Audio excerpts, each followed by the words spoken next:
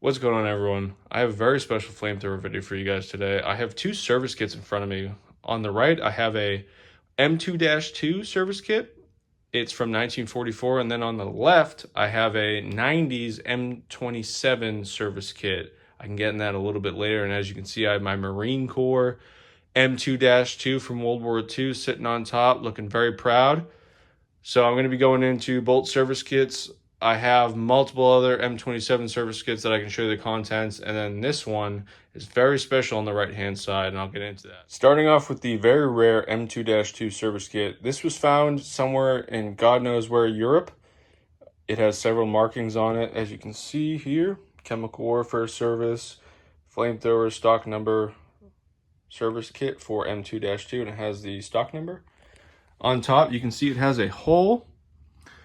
And then it has all sorts of markings on it. It's kind of hard to read. On the right-hand side, you have the handle, which, if we can try to get close, it might have the...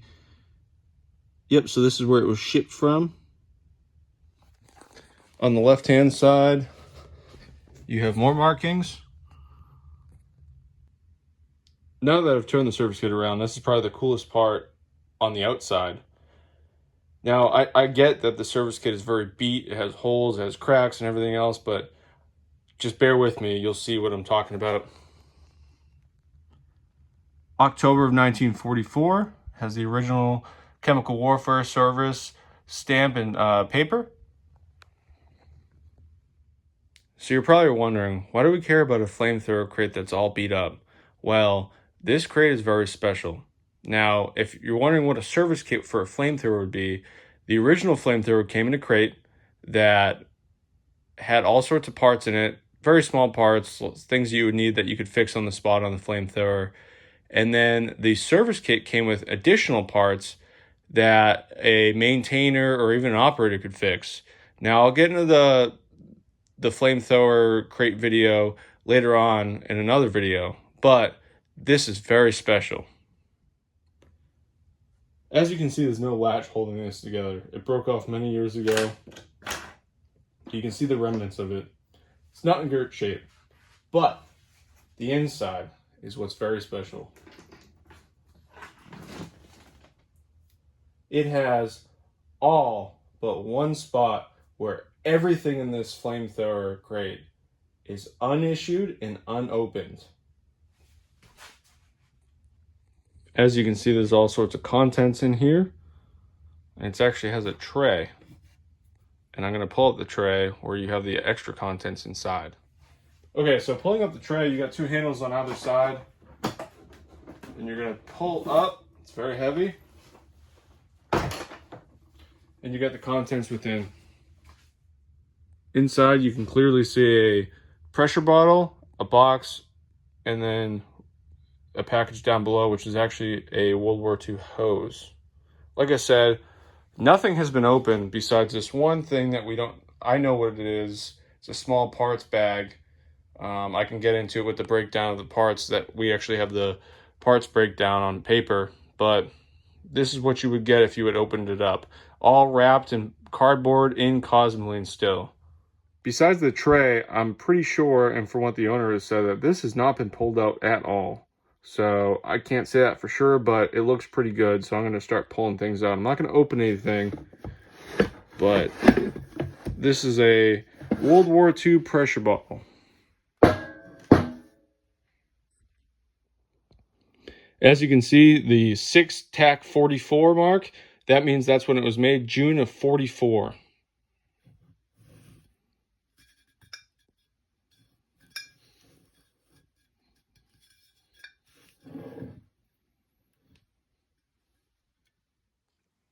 Now moving to the next part. Being very careful with this. So this is the hose for the M2-2. You can see the package is very brittle. Feel the hose endings. This is incredible.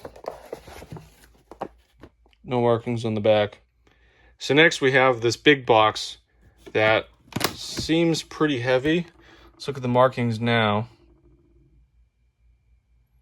You have one flex shaft, which is the knob that turns the pressure bottle on, a flexible hose, 2 skeins cords, 2 pressure cylinders charging lines, which is for it to fill it, and then a pressure cylinder filling line.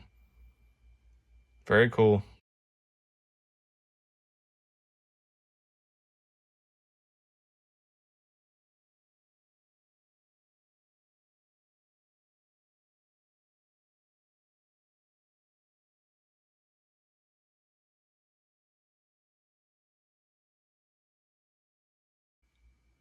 So that's what the box was. And man, let me tell you, these smells are coming off are crazy. And this is a very heavy package. You can see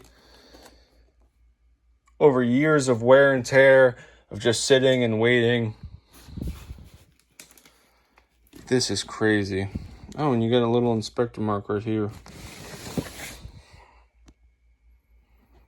It's almost like a K-ration with the wax wrapping that's covering this. Now that we have the tray back in, we can start looking at some of the contents of this. So we have a fuel tank testing gauge. This is the gauge that goes into the fuel caps to test the pressure when it's pressurized in the flamethrower.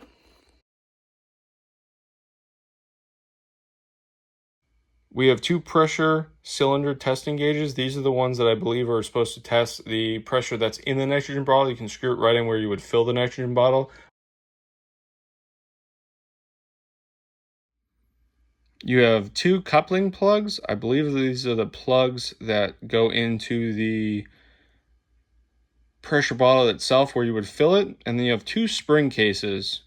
And then an unknown amount of pipe bushings. So the 2 spring cases are actually the winders for the matches that actually ignite it. These are very, very rare. Moving on, we have 2 valve diagrams, 6 safety heads with deflector tube and lock nut, and 3 coupling washers. I will show a picture of what's supposed to be in this space.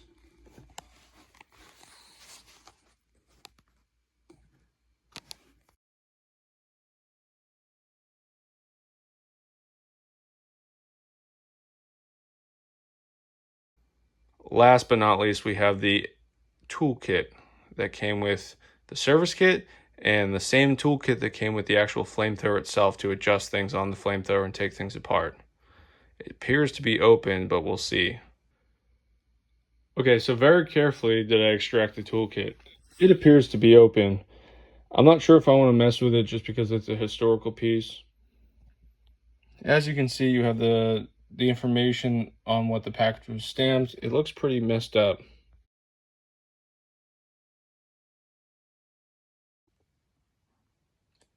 So as you can see, I got the toolkit back in quite nicely, as good as it could be, as it was already messed up to begin with. But I would love to open these parts up, but it's just worth so much money and they're so rare. I've never seen a service kit like this, ever. Moving on to an ADD break.